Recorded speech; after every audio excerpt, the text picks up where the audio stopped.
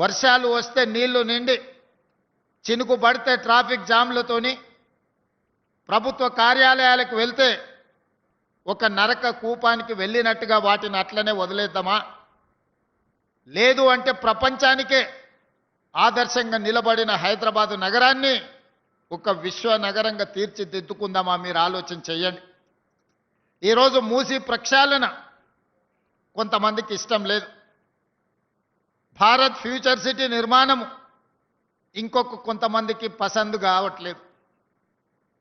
ఆనాడు కూడా hitech city కట్టినప్పుడు అవహేళన చేసింది. అంతర్జాతీయ ఎయిర్పోర్ట్ ఎక్కడో దూరంగా ఉంది, ఔటర్ రింగ్ రోడ్డులో ఎవరు ప్రయాణం చేస్తారు, కార్లు ఉన్న వాళ్ళ కోసమేనా ఈ అభివృద్ధి అని ఆనాడు మాట్లాడింది. ఆనాడు పి జనార్దన్ రెడ్డి గారు కుండల ప్రదర్శన చేసేటోడు ఎండాకాలం వచ్చిందంటే సచివాలయం ముందు. చంద్రబాబు నాయుడు గారు శాసనసభకి వెళ్ళాలన్నా, సచివాలయానికి వెళ్ళాలన్నా పి జనార్దన్ రెడ్డి గారు ప్రదర్శించే కుండల ప్రదర్శనని దాటుకొని ముందుకు వెళ్లాల్సిన పరిస్థితి ఆనాడు ఉండే.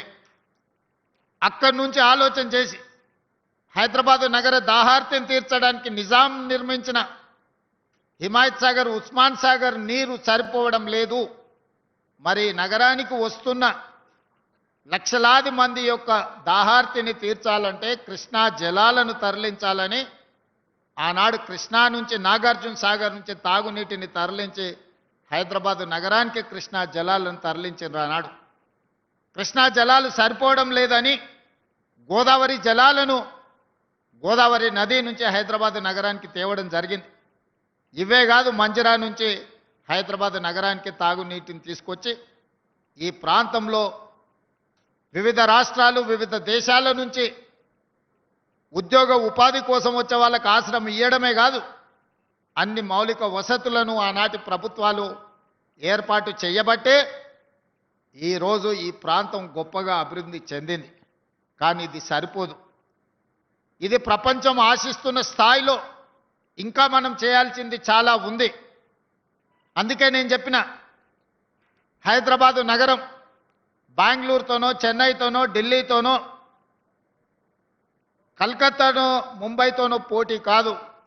మేము న్యూయార్క్తో పోటీ పడదలుచుకున్నాం, టోక్యోతో పోటీ పడదలుచుకున్నాం, సింగపూర్తో పోటీ పడదలుచుకున్నాం.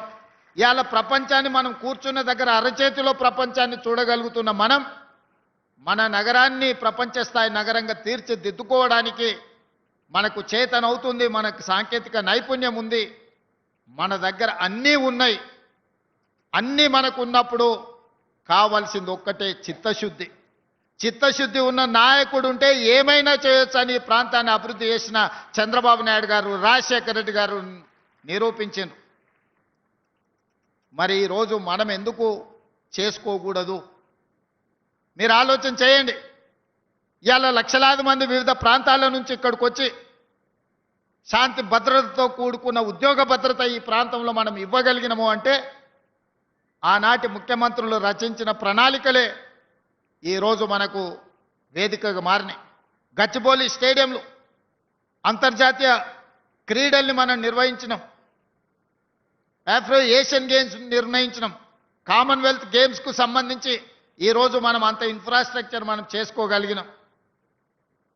ప్రపంచ స్థాయి మిలిటరీ గేమ్స్ మనం ఇక్కడ నిర్వహించుకున్నాం ఆనాడు.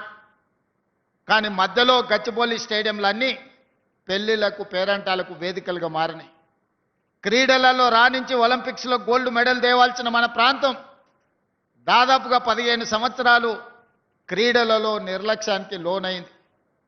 అందుకే ఈరోజు తెలంగాణ రాష్ట్రంలో ప్రజాపాలన ఏర్పాటు చేసిన తర్వాత ఒక పక్కన సంక్షేమ పథకాలను అమలు చేస్తూనే వాయు వేగంగా ఆగిపోయిన అభివృద్ధిని, సాంకేతిక నైపుణ్యాన్ని అందిపుచ్చుకొని మన నగరాన్ని అభివృద్ధి చేయాలని ఈరోజు నిర్ణయం తీసుకున్నాం. అందులో భాగంగానే